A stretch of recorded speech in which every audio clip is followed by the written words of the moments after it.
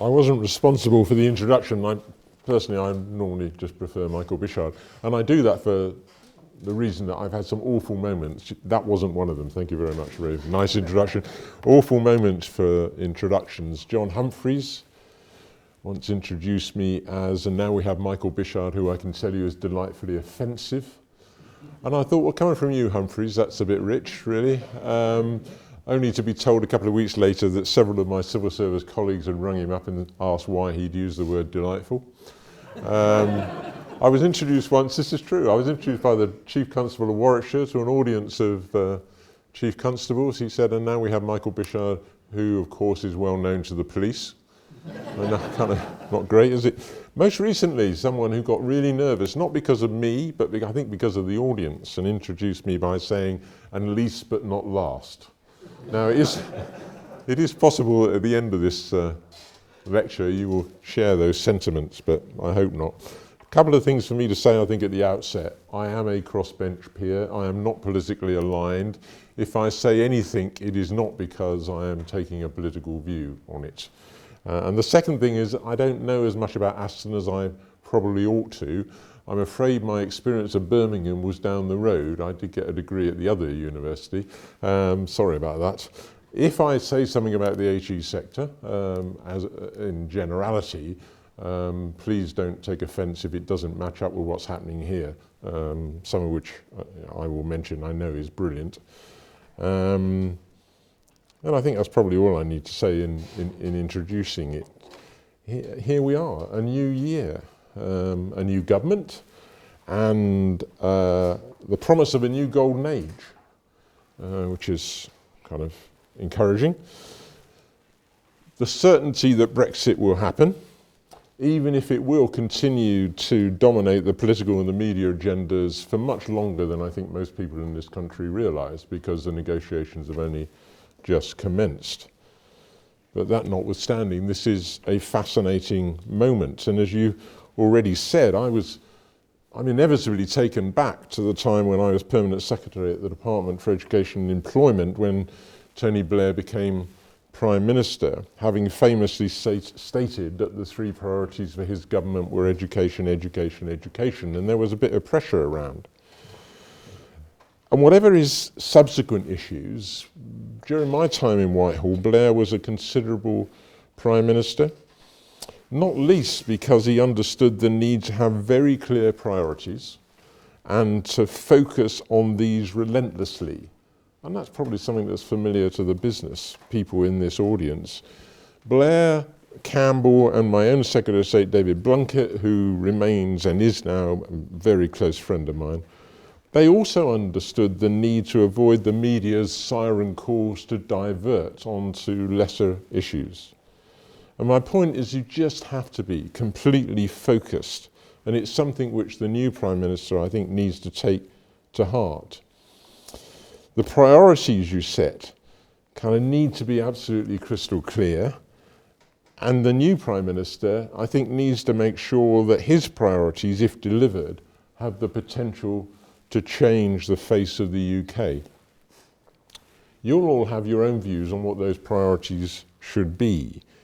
But leaving aside Brexit itself and the negotiation, the four which sit at the top of my wish list are all interconnected.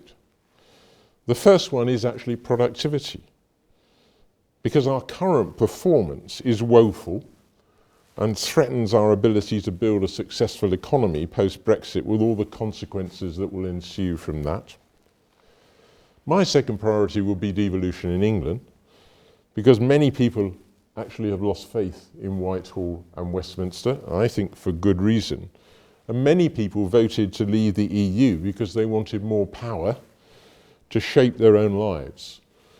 And frankly, offering a few more mayors and a bit more decentralisation is not going to achieve what those people are crying out for. My third priority will be the delivery of public services, because we are currently wasting billions as a result of government policies being delivered inefficiently and ineffectively, and that's caused people to lose yet more trust in our democratic system.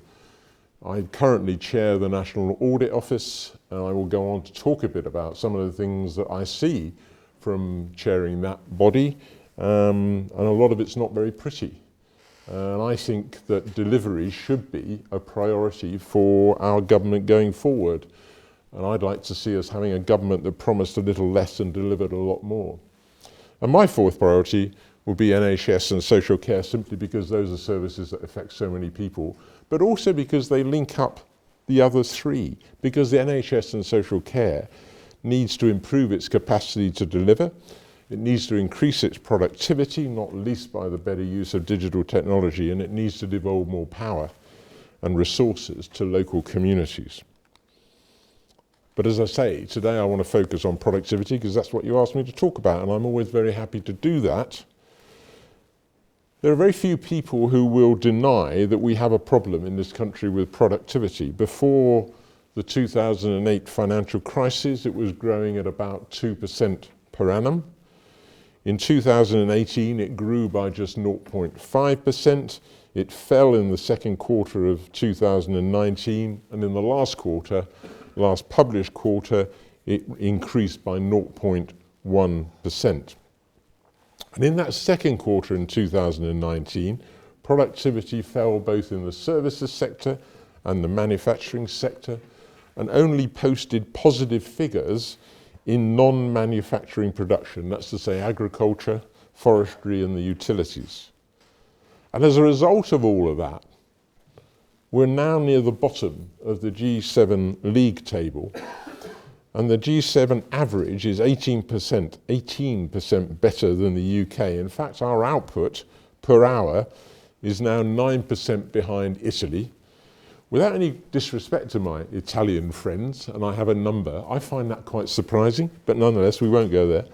We're 22% behind France and the US, and 25.6% behind Germany. Or put it another way, as the latest Deloitte report on human capital concluded, Britain's productivity has stagnated since the financial crisis and is now so far behind other advanced nations that it takes a British worker 5 days to produce what a German and French worker can do in 4.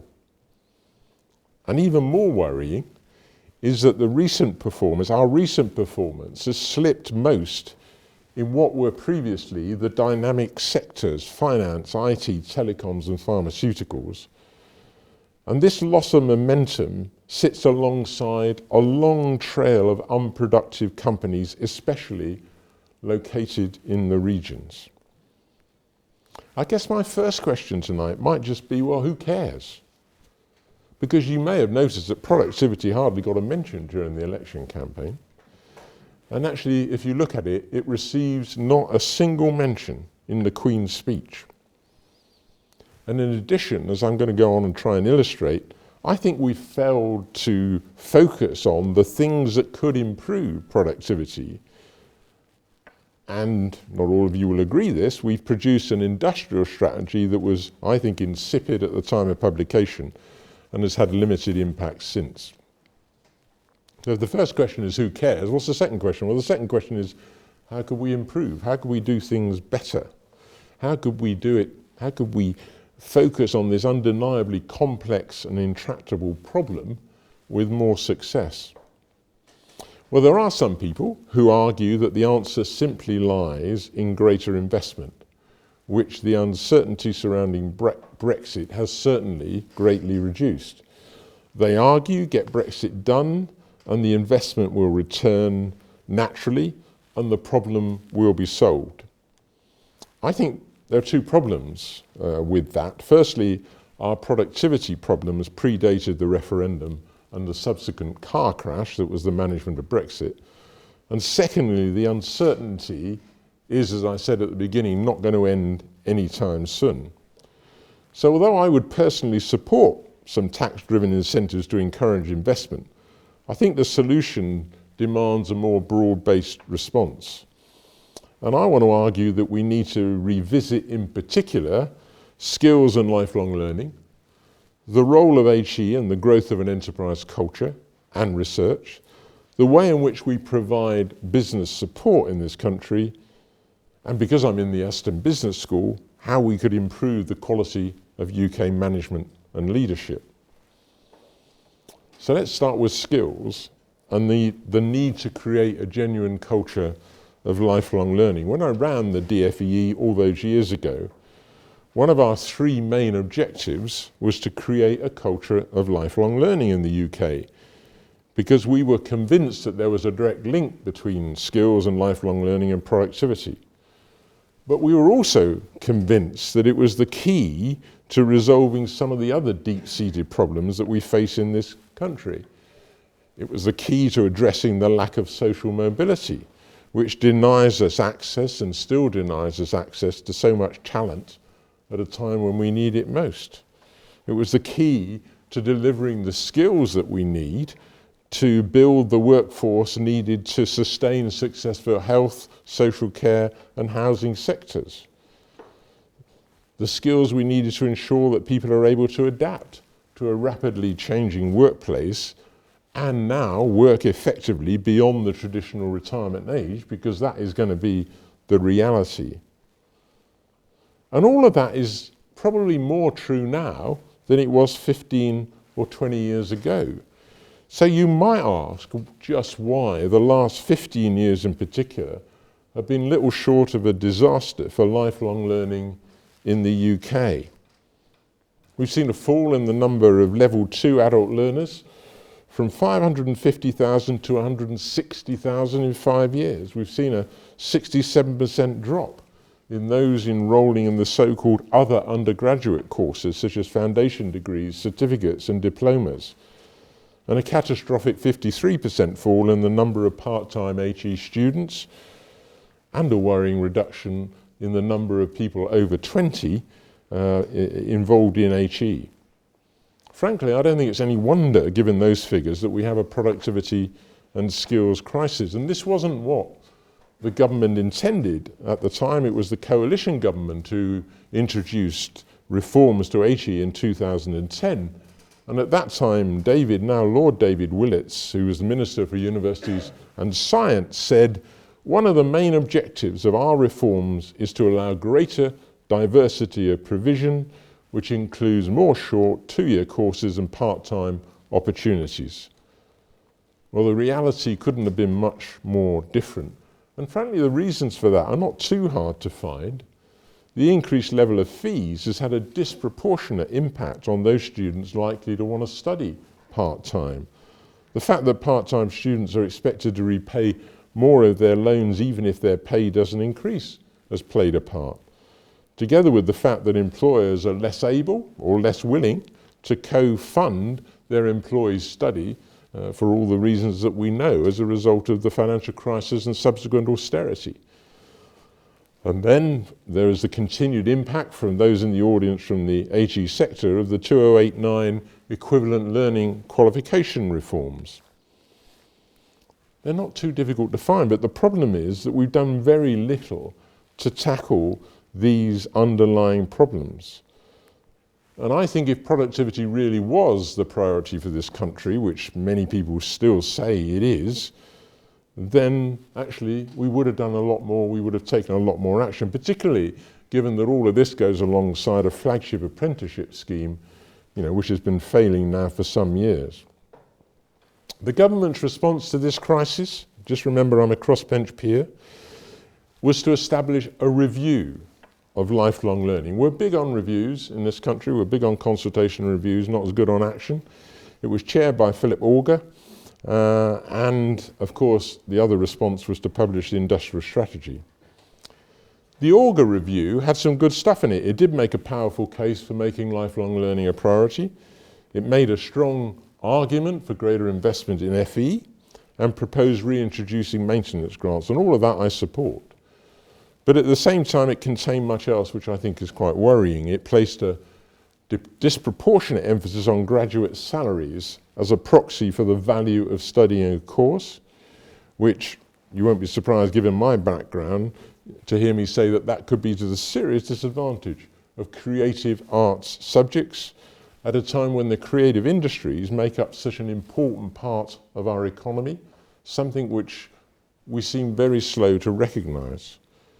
Auger also proposes to adjust the fees regime, But his proposals are very regressive, with the well-off paying less and lower middle earners paying more. It also did very little to tackle the issue of affordability for mature and part-time students, and it fails to extend maintenance grants to students studying part-time or via distance learning. And those are just the kind of students that I think we should be trying to encourage. So for me, Augar doesn't seem the answer. And ominously, it seems to have been hardly mentioned in recent months. It is actually mentioned in the Conservative manifesto when the Augar report is described as thoughtful.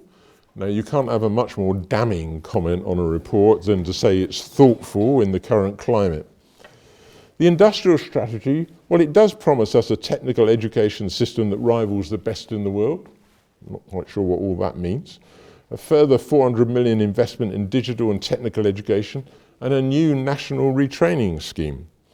And since the election, that very short period that we've had, in answer to a written question, the government is committed to investing an additional £3 billion over the course of the Parliament to support the creation of a national skills fund to help workers prepare for the changing labour market.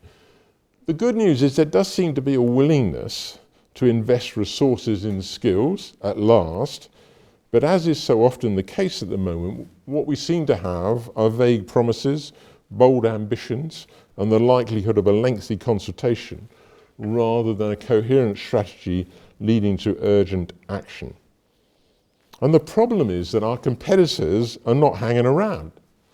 Singapore, for example, has launched a future skills programme, and in doing so, their Deputy Prime Minister spoke of a global economy demanding nimble workers and the constant acquisition of new knowledge and skills. He said we must become a meritocracy of skills, not a hierarchy of grades earned early in life. And I couldn't have put it better. And to help achieve that, every Singapore citizen now receives 500 Singapore dollars towards the cost of skills training, whilst for Singaporeans over the age of 40, 90% of the cost of approved training is subsidised. And if Singapore is a bit too far away for you, well, look at Wales. Following the Diamond Review, Wales have introduced generous maintenance support for both full and part-time students, including maintenance grants. And part-time providers in Wales also receive additional teaching grant, which allows them to charge part-time students lower tuition fees than in England, and as a result, there's been a sea change in participation. We just can't any longer afford to prevaricate. In 1997, the government produced a white paper on literacy and numeracy within weeks of the election. Nearly broke me, but we did. This government should now do the same with lifelong learning. And that white paper should include, yes, the determination to build a culture of lifelong learning, a national skills fund and national retraining scheme which provides significant investment in FE, as Augar recommended, the reintroduction of maintenance grants, but to include part-time students and those studying via distance learning, and the introduction of either lifelong learning allowances or personal learning accounts to incentivise individuals of all ages to retrain in approved programmes, whatever their prior attainment. Now, universities can, with some justification, argue that many of the problems that I've described can be laid at the door of government. In other words, they're not an HE problem. They can also argue that our world-class research does play a significant part in stimulating productivity. And yes, it does. And although I'm not going to speak about it at great lengths tonight, it really does need to be protected in any negotiations about Brexit and in any policy that the government in this country has as we move forward. Research is an absolutely essential part of our armoury. But could the HE sector, notwithstanding that, do a bit more to address the crisis that I've described? Could we, for example, do a bit more to set collaborative access targets? Could we provide better information, guidance and support for people of all ages? Could we do more to offer flexible options so that everyone has a better chance to participate in HE, perhaps via easier credit transfer arrangements? And could universities do more to deliver degree apprenticeships. I'm conscious that Aston is probably doing all of that, but I think the sector as a whole could do more than is currently the case.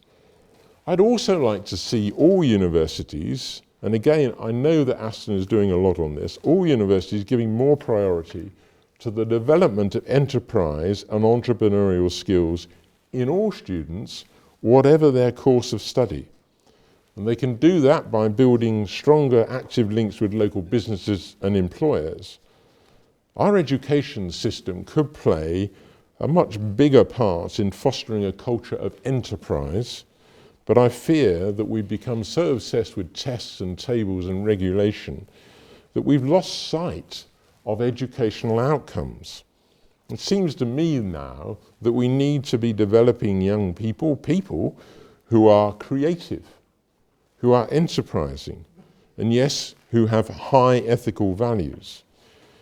In other words, we need to shift the focus of education, HE and beyond. Until recently, I chaired, as Nicholas O'Regan knows, the advisory board at the Bristol Business School, which is actually based at the University of West of England.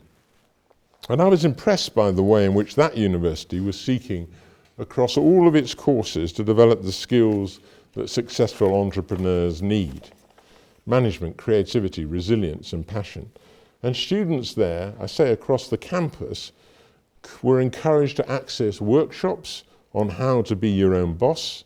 They were helped to build up their own business networks and to hear the experiences of local entrepreneurs at networking events. They were even encouraged, as I know happens here, to set up their own businesses while at university. Whether or not they went on to run their own business doesn't matter in a way, because they were learning the skills of enterprise which will give them the confidence to be innovative and to use their initiative in whatever sector they went on to work in whatever career they pursued. I know UE is not unique, but I do feel we could do more. And why should we be worried about doing more? Because actually, 43% of young people aged 17 to 23 do not believe that at the moment their education has prepared them for the world of work. And I fear that we're failing to provide the opportunities for that to happen, that we've become excessively focused on the first HE degree. I don't think education any longer is listening in the same way it was to business and to employers. When I ran the DFEE, Education and Employment, it had been brought together for a particular purpose. It was brought together so that employers could begin to have an influence on the way in which education system was developed and provided. And that was beginning to work. But I think since then, it's not a conversation which in many places is sufficiently deeply engaged. I think we need to move back to that, and I think we need to think imaginatively about how our students can leave higher education in particular as enterprising, productive workers. All students. I just want to throw in at this point something which is really important to me, and I know it's important to you. The facts at the moment suggest that not all students are equal. Only 20% of the lowest participation areas now go to HE. And those areas contain a higher than average proportion of BA ME students. The retention rates for all ethnic groups are poorer than for white students, with the exception of Chinese and Indian ethnicities. Black students are between 6 and 28% less likely than white students to get a higher classification degree. The negative differences in employment and further study rates persist even 3 years after graduation. And not unconnected, the HESA, the higher education stats data, shows that only 16% of our academic staff are black or from ethnic minorities, and only 10% of the professoriate are black. The consequences of this are severe. The problems have to play a part in the fact that whilst the current employment rate is nearly 80% for white workers, it's only 62% for non-white workers.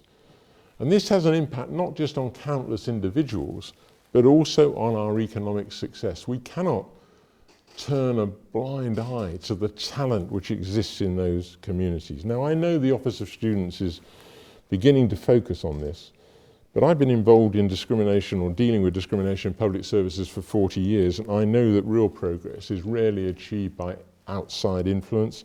It needs to be driven from within. I know 45% of your students are from Asian communities. That's a fantastic record. But it's a record which is down to the leadership which comes from within the university, and we need to see more of that across the HE sector. So learning and skills, I've said enough. Let's turn for a moment to the very substantial business support, and there are some business people in the audience who will have their own views on this, which is provided by the government. And let's ask ourselves how effective that is in driving business expansion and increasing productivity. And I'm fortunate that I'm able to draw on a National Audit Office report which we published just last week on this very subject. That report showed that there are no less than 107 business support schemes spending a not insignificant £17 billion a year. They provide tax relief, that's true, 11 billion on business tax relief, but those schemes also provide export advice, finance for innovation, new technology, and advice on generic business growth. And leaving aside business tax relief, the department that provides more business support than any other, as you might expect, is Business Innovation and Skills, who spend on 47 schemes a princely sum of 2.4 billion. The NEO report findings should be a matter of concern, although they didn't receive as much coverage as some of our other reports. We found that the landscape of business support has grown piecemeal and lacks any kind of coherence. We found that businesses, not surprisingly, find it difficult to navigate such a large number of schemes, many of which are quite small. We found that the much vaunted industrial strategy is yet to have any impact at all on the business support strategy. Indeed, most of the schemes predated the publication of the industrial strategy. Most of the schemes have got no measurable objectives, including, until recently, the flagship Catapult scheme, which you probably have heard of. The schemes are not evaluated. Well, why should they be? The department can't easily compare performance between schemes. It doesn't have consistent data about which businesses receive support, so it can't actually tell you which regions are getting most help. And the one I find most astonishing is there's no reliable evidence about which activities lead to any long-term growth in productivity. If you read as many National Audit Office reports as I do, and I would encourage you at least to read some of the summaries, you can almost become immune to conclusions like this, but you shouldn't. Because this is further evidence that for all the fine rhetoric about growth and productivity, we're an awfully long way from taking effective action or even knowing what makes for effective action and how we can help businesses to become more productive. Indeed, we are in danger. We're almost now wasting very large sums of public money on schemes which may make very little difference or increase our productivity at all. Now, the Business Employment Innovation Department have undertaken to address these issues. I'm sure they will, but it was taking a hell of a long time to get round to doing that. The last bit of what I want to say tonight is because we're at the Aston Business School. Because for me, one of the most important influences on productivity will always be the quality of management and leadership. And put simply, well-managed organisations have always seemed to me to be more productive, and therefore inevitably our post-Brexit future depends on the quality of British management. Now, some of you will argue, please do, that the quality of management varies significantly between the public and the private sectors, and that the public sector is an anchor on the quality of management in this country. But I've now worked in both, and I'm sceptical of that.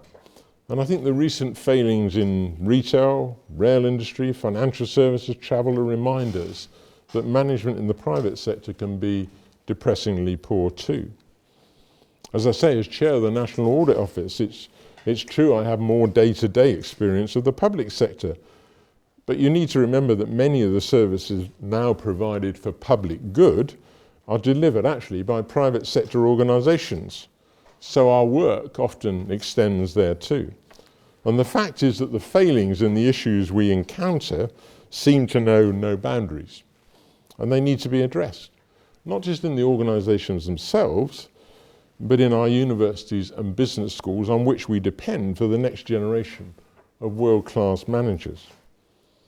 Too often the failings are depressingly familiar, and I think worryingly basic, and I sometimes think we're missing the obvious by becoming too complex in our thinking about management and leadership. So I just want to share with you the 10 most common failings that I observe from the work of the National Audit Office, what I call the 10 productivity blockers, and they're in no particular priority order. We constantly come across blurred accountability in the sense that it's quite difficult to identify just who is primarily responsible for delivering outcomes. This was always an issue in the public sector, not least in the civil service. But I think it's got worse as the arrangements for delivering outcomes have become much more complex, sometimes involving a myriad of different agencies, none of whom seems to accept ultimate responsibility in the public sector. Should we be looking at a government department? Should we be looking at a local authority? Should we be looking at an executive agency? Should we be looking at the commissioner or the provider of services? Or more often now, should we be looking at an arm of the private sector that's actually delivering this on behalf of the government? I've no doubt that clear accountability enhances performance and productivity. And it's just as important, as many of you will know, within departments and companies than it is right across the sector. We need to be clearer about individual roles, responsibilities, and accountability. Something we find constantly is an optimism bias. And that sounds a bit folksy, doesn't it? But what do I mean by it? I think there's a reluctance to set and honestly monitor milestones. So the bad news is either not apparent or becomes apparent so late that you can't save the project, and sometimes you can't save the entire business. There's a feeling that something will turn up, but it rarely does. And the ability of normally skeptical managers to believe that the most unlikely coincidence of events will come to their rescue is frankly astonishing. If you look at something like Crossrail, the level of optimism in the Crossrail project is really mind-blowing. That there was complete confidence that this was going to be delivered on time and on budget. It's now likely to be 2.5 years late and massively over budget. And that's just one example. There's this sense of optimism which is corroding good leadership and good management. There's a failure too often to build ownership for a clear sense of purpose and direction.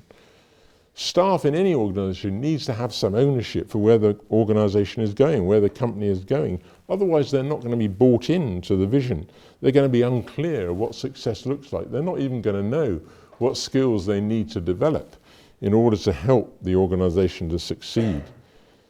We see it too often. Building ownership is not a skill which is evident often enough. We see excessive bureaucracy. Now you're going to say, well, that's what the public sector is well known for. But it's not just the public sector. Bureaucracy and regulation consumes scarce resource, it saps the energy of any organisation, and it deflects attention from outcomes. And productivity is often the failure that results from that. Bureaucracy is often the result of excessive caution or a determination on the part of the centre to ensure that it exercises maximum control. And as I say, it's not something which is confined to the public sector, nor is having a disempowered workforce.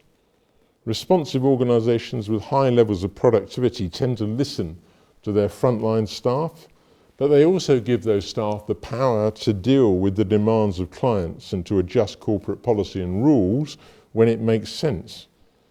When that's not the norm, productivity tends to be low and resources and energy are wasted unnecessarily. And actually, the clients become impatient and disenchanted. I travel on Great Western Railway 2 or 3 times a week, and my wife will not sit with me anymore because of my impatience and disenchantment with the fact that the workforce is not empowered actually to deal with difficult people like me. We see a failure to value and build creativity. When you've got a lot of change going on, when your competitors are forging ahead, you need to be able to innovate. And that means developing a climate where creativity can thrive.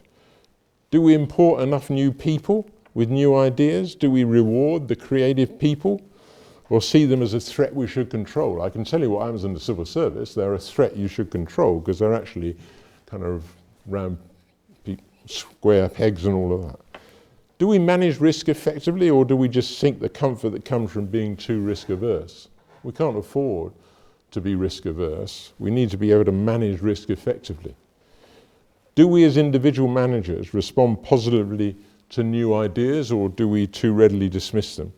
Creativity is what leads to innovation and enhanced productivity, and it doesn't happen by chance.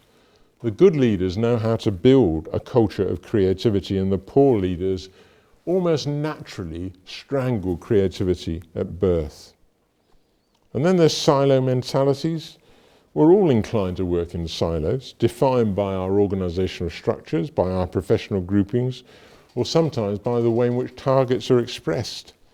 Those silos don't tend to be defined by the needs of clients or our desired outcomes. And as a result, services, products and projects are often fragmented. They make very little sense to users or potential clients.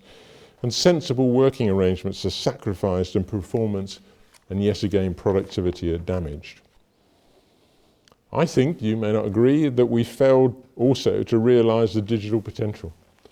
I often feel that we've realised the power of digital to enhance communications, often the trivia that dominates the world of social media, but we fail to maximise the impact on performance and productivity, not least in the public sector.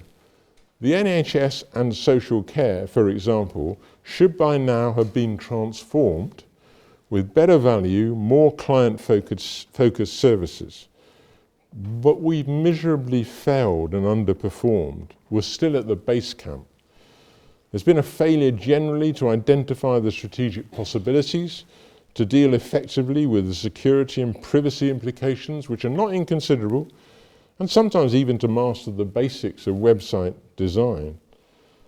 And as is too often the case, we have a tendency, I think, in this country to overhype the successes, but fail to be sufficiently self-critical and demanding of ourselves. Here's one that will be, for some of you, maybe not off the wall, but for many of you off the wall. I think we see too much evidence of undervaluing the power of design. For a nation that's produced some of the world's greatest designers, I find that quite odd.